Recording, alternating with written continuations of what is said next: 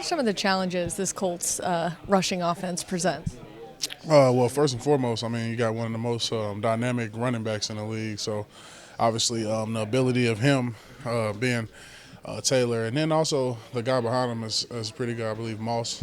And both of them are a good tandem. And so, the stopping the running backs in the first place is something that you got to be aware of. And then the O-line, and they got some good continuity over there as far as guys playing together. I know Quinton Nelson has been there for a while. Ryan Kelly's playing pretty good and stuff like that. So, they got some guys who've been there together for a while, which contributes to a good O-line and good O-line play. So those two things together, I think, is why they're doing really well at that. It seems like this team, too, is one that won't quit on the run either if they can't get it going early on. How diligent do you guys have to be to stay with it? Yeah, I mean, that's a test to, every game, every week. Regardless of whatever a team's strong suit is, you got to play 4 quarters, man. I think it's more apparent now than ever.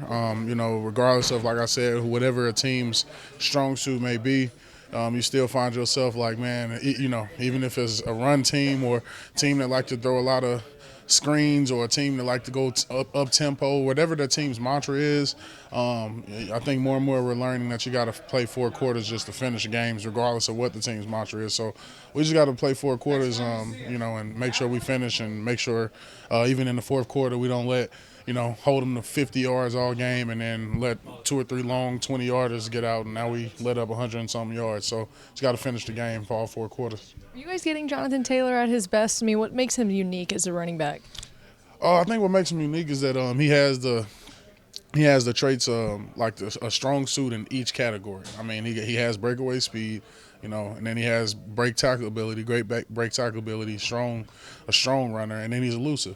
So usually, you got guys who fall into maybe 1, maybe 2 of those categories, you know what I mean? But the guys that fall into all 3 of them are the most elite backs. And, you got guys like, guys that are more quick and agile, maybe good out the backfield, but they aren't as good as breaking tackles or running through contact. And you got the guys who good at running contact, maybe got some good breakaway speed, but maybe they're not too good out the backfield. But, I think that, Jonathan, he kind of exemplifies all the traits that you can have. You got the breakaway speed, home run speed, you got break tackle ability, and got elusiveness, and that's the makings of a good back. So. You faced this team just last year, right? Yeah, so yep. You got them fresh in your mind. And yeah. What do they get extra intel from that, or I mean, they get everything they need off? Oh yeah, no, they get off tape. But I mean, just as far as really, honestly, I feel like at this point in my career, in the NFL, I've learned that it's not really so much about watching what the plays they're going to run, because first of all, these coaches are smarter than ever. They're breaking their own tendencies. So you can watch film to see what their kind of go-to plays are, but as far as just knowing exactly what you're going to get, you don't. I more so watch film to see the type of block, like the type of blocker and the type of block I get. Quinton is kind of easy because you know what you're getting before you even turn on the tape. You're getting a mauler, you're getting a guy with great hands, great feet. And so that's what I more so watch the film about, and, kind of can help my teammates with. Is like, hey, he's a quicker, like, for example, playing the Eagles and stuff like that. Like, you got a guy like Jason Kelsey, and then coming from the Chiefs, you got a guy like Creed Humphrey. Those two are 2 very different centers, really great centers, but 2 very different playing styles. Those are the type of things that I, relay information about, because the looks are going to be the looks. But like I said, teams are now more than ever breaking their own tendencies.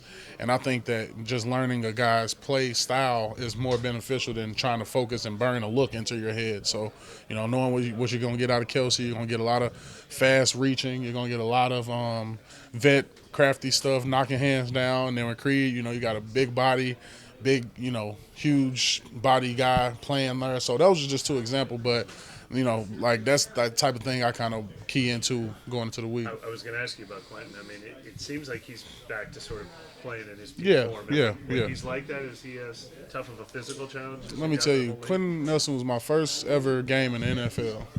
Week 5, 2019. And we had 2 D linemen go down. And that was my welcome to the NFL. So I know a lot about Quinton Nelson, man. He's been that way for a long time. He's battled through injuries, and nothing but respect for that, because, I know how it is battling through injuries. And but man, he's a high level player. He's continued to show that, gritty guy. One of those guys, you love him if you're on your team, you hate him if you're not. And but I love going against guys like that because it makes you better. It's nothing better than afterwards getting a little respect from them. And hey man, I seen you growing. I'll never forget, like Roger Saffold did that to me. And that's something that stuck with me like this all these years. It's like, man, I'm really trying to improve, and somebody, talked about it and noticed it. So I think the same thing with Q. I hopefully, from my rookie year to last year, I hope he saw improvement, and then this year I hope he sees even more. And then DA said they're the kind of team that they're going to stick with it. Yeah. There are not a lot of teams that do that, but they're like I just saw last year, it was Taylor 21 carries for 71 yards. So even when he wasn't, they're going to keep coming at you. Yeah, absolutely. Because I mean that's one of their guys.